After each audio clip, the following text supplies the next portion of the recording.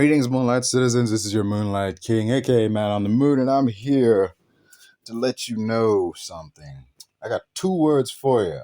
All right, two words that perfectly synonymize or are synonymous with an experience I had watching Joker Folie A Deux and another movie called Duel. You know, Dual, not Duel. No, not that Spielberg classic. No, this other movie.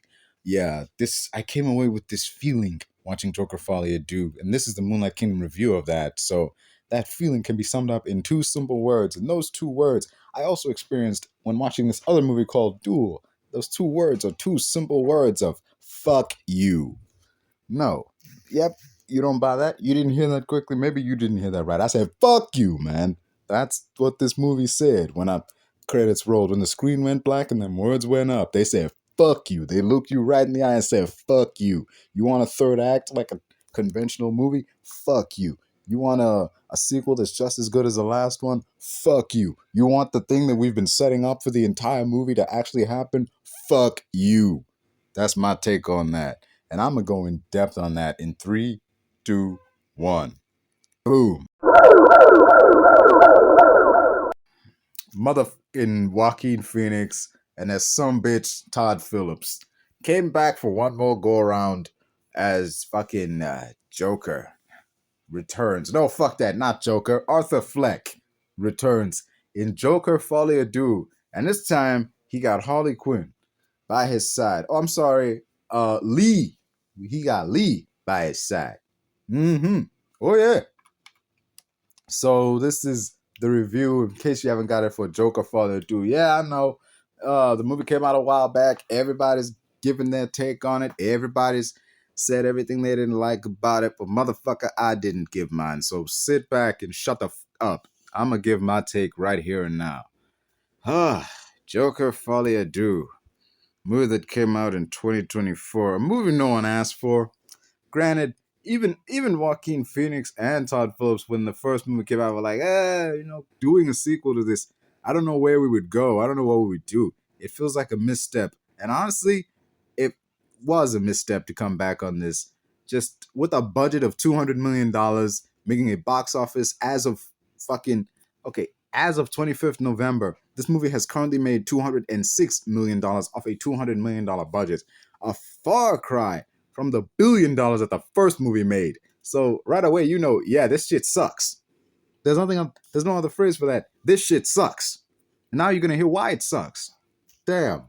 This fucking movie, man. Normally I go in detail like, yeah, here's how the movie was produced, here's who's directing. You know who's directing. You know WB produced it. Fucking James Gunn and Safran had nothing to do with it. And at least they can say that to their credit. They can look at it and say, hey, we know y'all be giving us grief for the DCU. Y'all be giving us grief for all the shit we've announced, but we didn't have nothing to do with that bullshit. That bullshit right there, that had nothing to do with us. That was all them boats. So yeah. Let's get into this train wreck. Let's actually get into this fucking bullshit movie. This movie begins with an animated Looney Tunes style opening of Arthur and his shadow. And I took notes while I was watching shit. These are part of the notes. I'm confused. Am I watching a sequel to The Joker or The Mask? Like, fuck's sakes, man. The moment it was like a recreation of when he went on Murray, but there was a shadow in there. Like, fuck that, man. The moment the whole animated sequence with Arthur and his shadow ends, I was just left thinking, what the fuck was that? And the film it's just hard cast this gloomy, depressing, desaturated nut house that Arthur is in.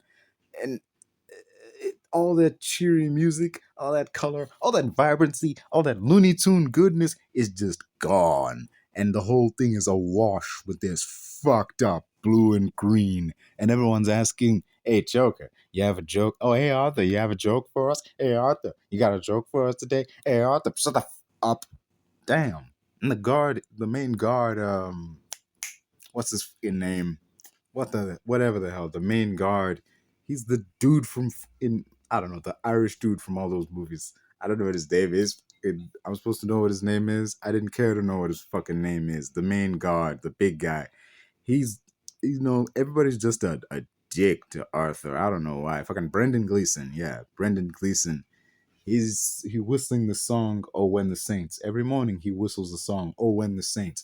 Make note of that, because it's going to become a thing later on. So yeah. Um, Harley Quinn, played by Lady Gaga, just walks into frame after Arthur's being led to this room to see his shrink. And Harley Quinn, I'm sorry, Lee, fucking Lee. I'm not gonna call her that. It's Harley Quinn, okay? I'm sick of these motherfucking movies where the damn director doesn't want to be directing a superhero movie. He wants to make some real bullshit. It's like, man, fuck you, okay? Took the money for this shit, deliver the product. Fuck Lee and fuck Oscob. But anyway, that's onto this shit. So she comes in, he just walks into frame, and she's singing. She gets his attention by yelling, "Hey!" and then putting her fingers to her head and like, just like Arthur did in the first movie, Zazie beats his character, which makes no sense. He didn't do that to anyone else. He didn't do that with anyone else. Like, how does she know that? Is that just something that she happened to do that happened to line up with what he was doing?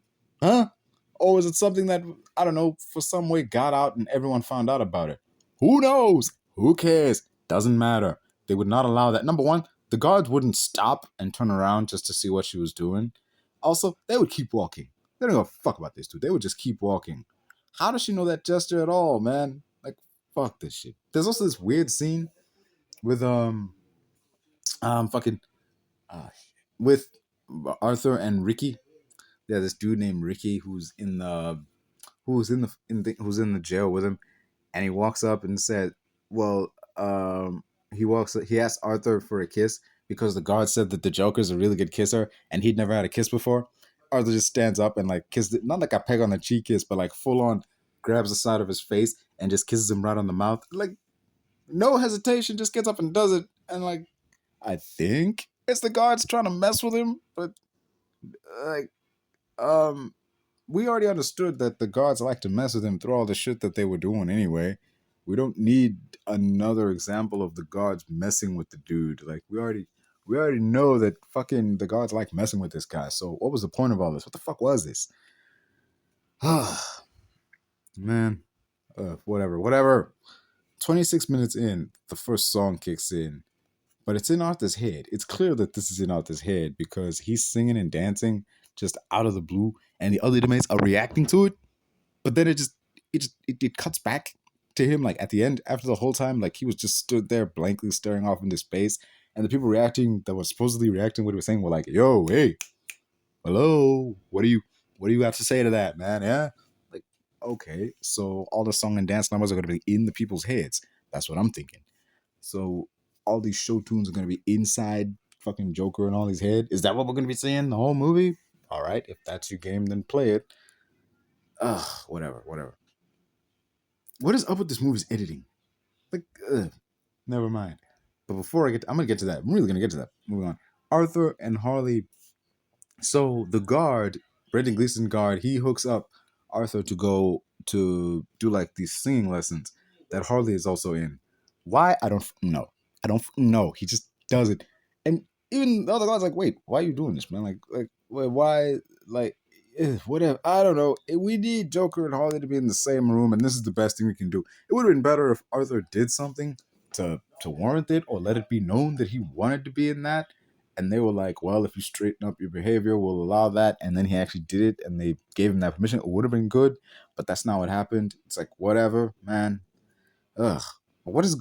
Fuck that, man. They get out of a movie screening thanks to Lee setting fire up to a piano, and they just bail out of the facility while it burns, and they dance in the spotlights before they get caught by the guards. It's just like, what was the point of this? No, really, what was the point of this scene? Like, yeah, it's to show, like, yeah, Harley is also crazy. She's crazy enough to burn the fucking thing, a fucking piano, and get away with it. And it's like, wait a minute, you telling me no one saw that? No one suspected that she might have done it? Nobody thought to think, like, wait a minute, how the fuck did that piano randomly just catch fire? Like, whatever, what the fuck ever. What is up with this film's editing? Shit just cuts straight into the next scene, sometimes with no resolution. None. Like in that scene where Arthur's sitting in the interview with that guy, and like he just like starts singing into the camera, and I'm like, is he actually singing, or is this motherfucker just hallucinating this shit? Is it in his head? Like, is that what's happening here? Like, the shit just cuts without resolution into the next scene, without giving the last scene a proper fucking ending, and that bothers me. What's going on with the songs? do people acknowledge Arthur singing or don't they? Like, ugh. Everyone else seemingly reacts to Arthur singing, especially in that interview. But like, it's only for some songs because some songs play out in his head, and some songs it seems like he's actually singing this shit. So it's like, ugh. That's the thing with a musical, man. If you're gonna do a musical, you need you need to establish whether or not other people can sing this shit or whether other people can hear the shit. Is it diegetic or is it fucking in people's heads? Is it what is happening? You need to explain this shit. You need to establish this bullshit. Fucking hell, man. Uh, whatever. So after dude goes halfway through and it went through half an interview and just started busting into the song. He got halfway through an interview and then just randomly busted in the song. And apparently that was enough to convince guards to be like, to convince the law to be like, yeah, he's fit to stand trial. Yeah, he's totally fit to stand trial. Like, he was talking like a normal person, conducting an interview, and then randomly just started busting into song. Yeah, he's totally okay to stand trial. Why not? Speaking of this fucking trial, man, it's listed as the people of New York versus Arthur Fleck. I'm like, New York, are you fucking shitting me, man? This ain't even in Gotham no more. We aren't even in Gotham anymore. Are you joking? Like, fuck this, man. Fuck this. I'm out of here. Fuck it. Like, we're not even in Gotham anymore. Like, whatever. At this point, like, whatever. Surely the third act is gonna salvage this, all right? These are just little nitpicks that I'm finding in the movie. Surely the third act of all things is gonna salvage this bullshit. Ugh. All right. So judges they have the trial, and Harley gets mad at fucking dude's lawyer, and she's like, "You're making him look like an idiot. When this is all over, we're gonna leave together. Like, I'm gonna." It's like, and she says this line about like, "And then we're gonna build a mountain on a little hill." And as he walks up, this reporter's like, "What does that even mean?" I was laughing my ass off because I had that same reaction. She's like, "We're gonna build a mountain on a little hill." What does that even mean? I was thinking that same shit. Like, what does that even mean? The fuck are you talking about, lady? What the? Fuck this shit. Like, what was I gonna say? Who was this? Oh yeah. Harley's been lying. So we find out that Harley has been lying. Harley is full of shit. The whole movie, like, has been full of shit. She's been lying to Arthur about who she is, why she's in the facility, and all that. So you would immediately catch this shit if you knew a little bit, even a little bit about how these kind of facilities are run. Fuck that. If you've seen One Who Flew Over the Cuckoo's Nest, you know that Harley Quinn is full of bullshit in this movie. Because she says like she's going home and she can't stay with Arthur because the people at the facility say they say that Arthur's a bad influence, so they're sending her home. And like, it only works because Arthur's an idiot. If this shit was true, if Arthur really was a bad influence on her and the people that running the facility felt that, she wouldn't just get to go home, she would be transferred to another facility. You don't just get to leave a mental institution unless you check yourself in. Then, because if you check yourself in, that means you can check yourself out. God damn. He finds out that she was lying from his lawyer. She tells him straight up, like, yeah, that bitch is lying to you. That bitch been lying to you the whole time, man. And I can prove it. And so he asks her straight up, like, have you lied to me? And she's like, yeah. What about it? And that's that. There's no confrontation, no resolution. It's just like, yeah, I've been lying to you. And oh, by the way, we're having a baby. Like, I'm having your baby. They fucked one time. They had sex one time. She's like, I'm having your baby. I'm like, and he's looking like, really? I'm like, you dumbass. She's lying to you again, man. She just fessed up to lie to you a minute ago. What makes you think she's not lying to you now? Shit. Whatever, man. Whatever. Just whatever, man. Ugh. Whatever. They sing a song, all is forgiven, just like that. Arthur and the dude he kissed earlier, Ricky, apparently they're tight now. The scene cuts from Harley lied to him to them just chilling on like the steps. The steps normally the guards sit in. And they must have gotten tight off screen. I'm like, whether or not, are they a thing? Are they friends? I don't know. Whatever their friendship must have happened off screen. He follows him around like a little puppy, and he even starts standing up to the guards when he's around Arthur. And I'm gonna be real, the relationship between Arthur and this guy is a better relationship, is a better Harley and Joker relationship than the actual Harley and Joker. If you really want to do something new with the character and take it in a different direction, you could have done that. You could have had Harley be a dude. Like, what would the story be then? What if Harley you really wanted to make Harley an inmate in the asylum, make it this guy. But yeah. Anyway, moving on from that to back to the court case. This movie is a dull ass musical that is also a courtroom drama, and like those two things, they can gel well. See something like Cop Rock to see how that works. Like with that one song on Cop Rock, like he's guilty. I like the things that you're guilty. Or when they're outside and they're like, do you think this case has racial overtones? For the record, like, yeah, you could do a courtroom drama that's also a musical, but this ain't that. This is a courtroom drama that has musical substance just stuck onto it randomly. It's like, I don't know what this was supposed to be. And then you find out this whole shit was that Joaquin Phoenix came up with this based on a dream he had, and it becomes more clear like, oh, y'all had no idea what the fuck this shit even was. Y'all had no idea what y'all wanted this shit to be. Like, what is this? I don't know. I don't think y'all knew either. Whatever. It was Zazie Beetz is shown to have survived the events of the first film. He didn't flatline her. She's okay. And she comes back and mentions the damn TV movie that everyone's talking about it. She's really just here to talk shit about Arthur. Talk shit about like, yeah, I met his mother one time and she told me the story about how she gave him this bullshit story about how he was put on this earth to make people laugh. She did that just so he would stop crying and because he was so fucking pathetic. And I'm like, this is bullshit. This story is bullshit. No one would do that. No kid's mother would be like, yeah, hey, total stranger that I'm meeting for the first time. Let me tell you the reason why my kid laughs all the time. Let me tell you this deep dark secret of how shitty a parent I am. Like, no one would do that. The fuck is this scene? The fuck is this character doing here? Why is she here? Just delete her from the fucking movie. That's another thing. People fuck with Arthur and suffer zero consequence from it. Like, for real. Several people throughout this film talk shit about Arthur, do shit to Arthur, and they fuck with Arthur in some ways, and they suffer zero consequence, which runs fuck this movie.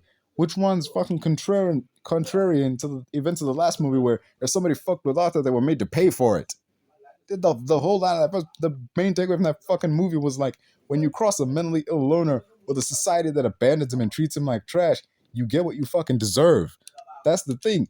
No one in this fucking movie got what they fucking deserved except Arthur. No one got any fucking comeuppance of any sort except Arthur. So what the fuck is this shit? What the... whatever. God damn. Arthur fires his lawyer at the behest of Harleyquinn and decides to represent himself. And that's dandy, except no court would... See, courts allow you to represent yourself. They allow you to seek different counsel. That's cool. But no court in the history of ever would allow you to show up to court in a bright red suit with clown makeup on. They would never let you do that. What the fuck did he get that suit anyway? What the fuck did he get the makeup to keep applying every single week? The fuck is he doing any of this shit? I know it's a movie. I know I shouldn't question this, but fuck, man. How can I not? Damn. The dude gets up and in the court case, he's like, whatever, I'll allow it. Arthur gets up on the stand and he starts questioning the door from the last movie, the one he didn't kill. And it's like, he's talking to him, back in that movie, everything was cool. He let him know, like, hey, you're the one guy in my entire workplace who didn't make fun of me. I wouldn't hurt you, man. I'm not going to hurt you. You're my friend. You're the one person who didn't make fun of me.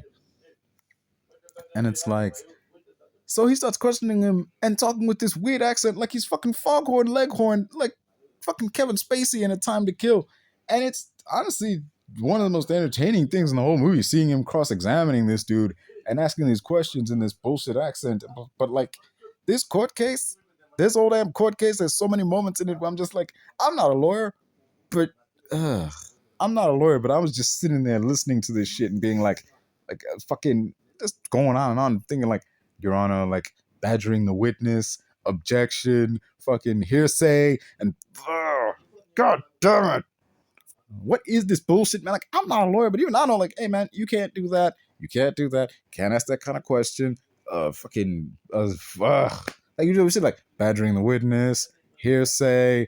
It's like, I've seen enough court shows to know, like, okay, this is not how a courtroom is run. You can't ask that kind of question.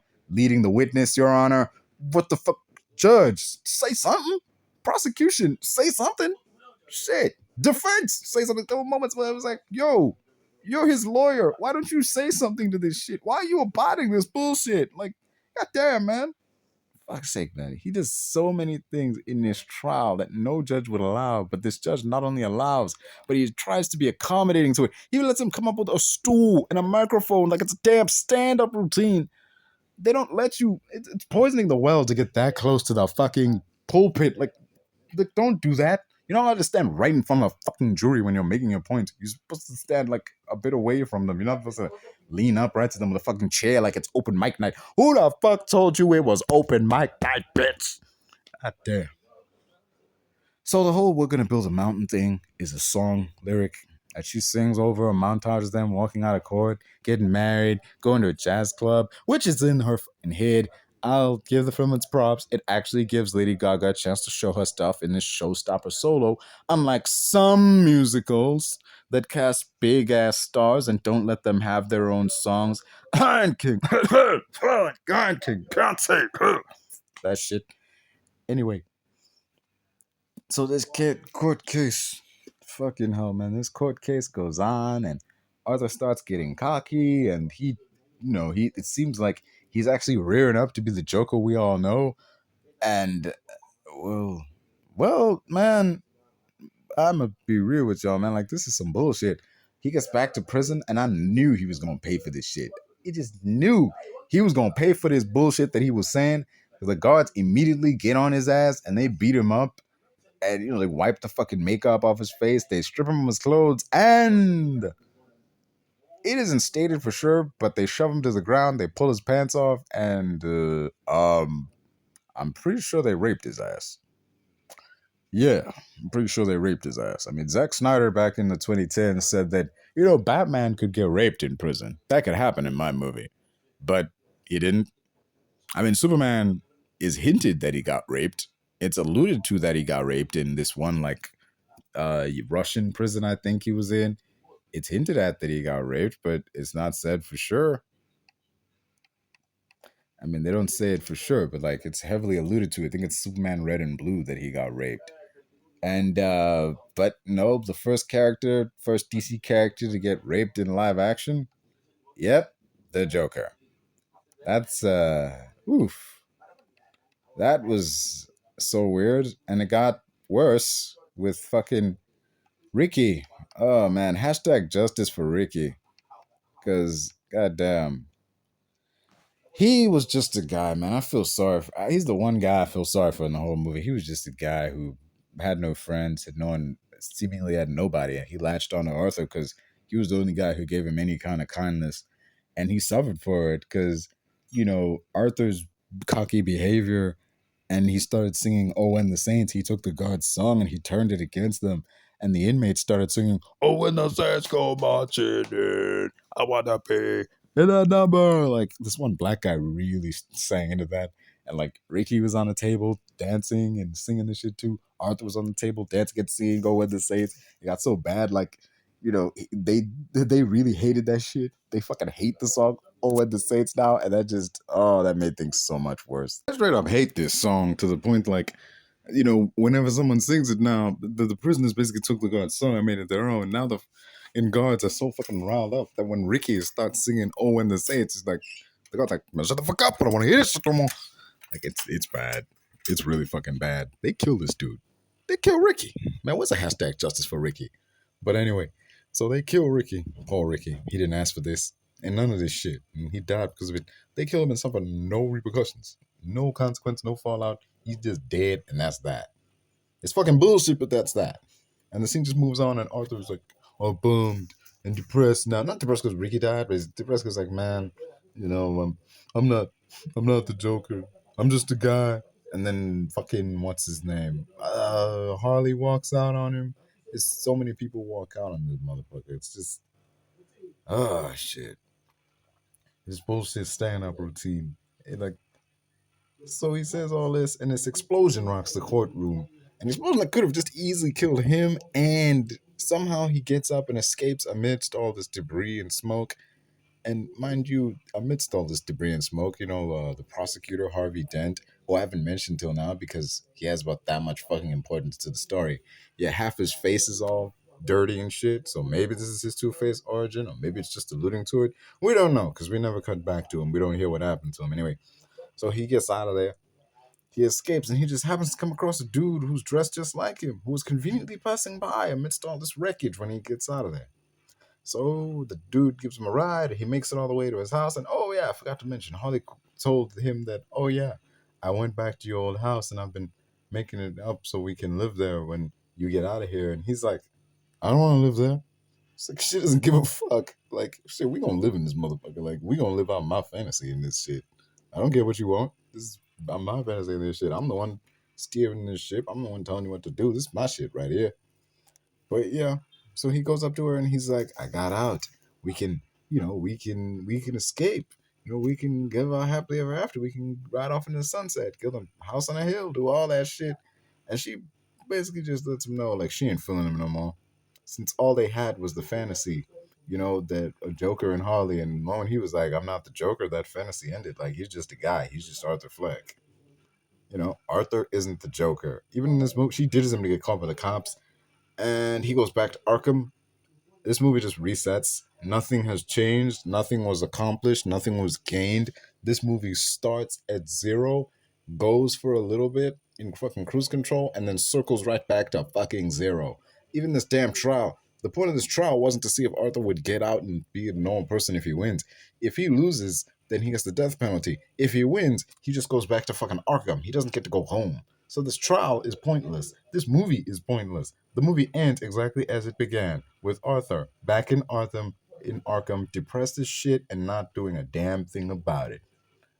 Arthur isn't the Joker. He's the guy who inspired the Joker and would then go killed by the same guy who would probably become the Joker. Some Anthony Jeselnik looking motherfucker. That's what I glean from this bullshit as Harley sings over the credits, man.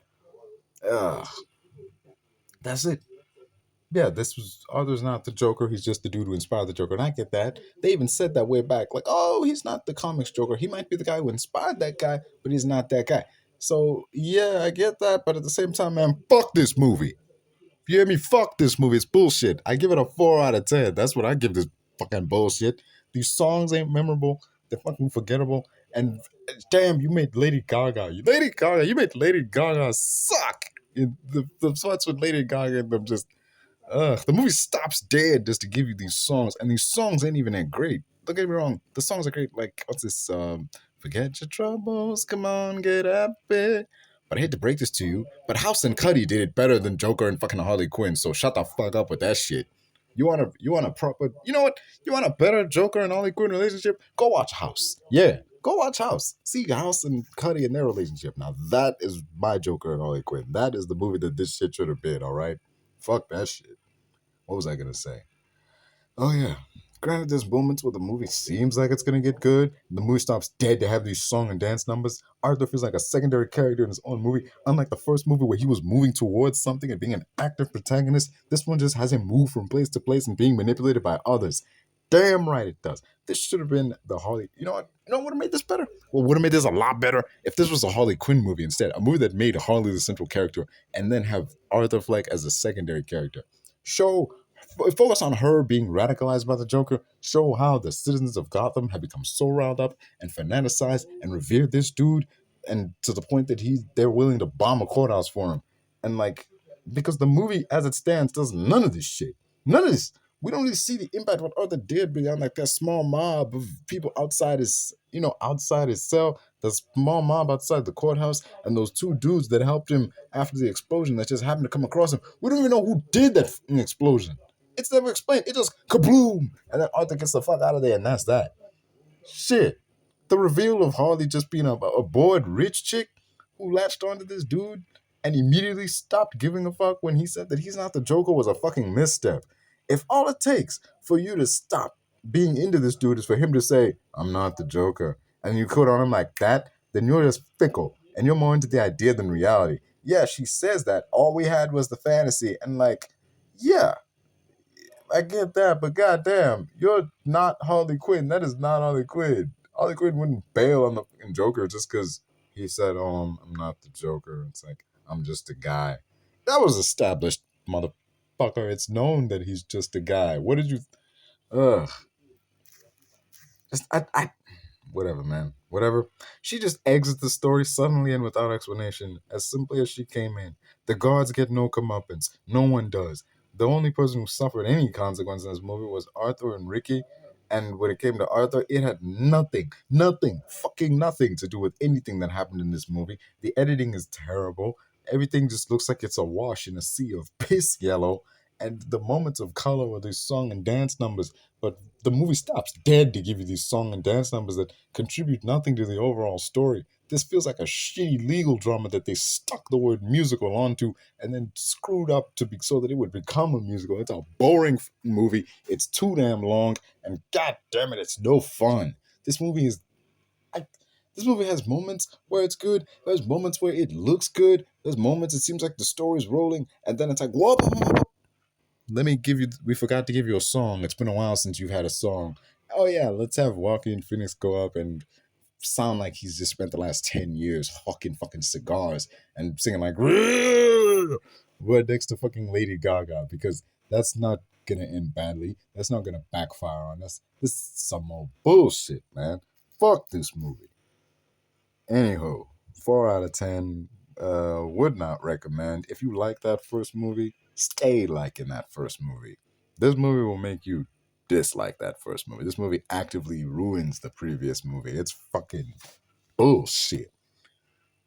God damn, that's all I got to say on that one. This has been Moonlight Kingdom Reviews. I've been your Moonlight King, and yeah, fuck this movie. Fuck Joaquin Phoenix. Fuck Todd Phillips, you know. But you know, man, that's all I got to say on that. And well, have a good day now. Don't forget to like, share, subscribe, all them nice things. I'll see you all later. You know, peace out. Fuck this movie. Take me on home to the asylum. Never alone in this asylum. Anarchy ruled, it was wild. Through it all, you never smiled. I'm stuck in your head and I'm laughing. Your parents are dead and I can't stop laughing. Look who's laughing now. Ba-da-ba-ba. What? No encore?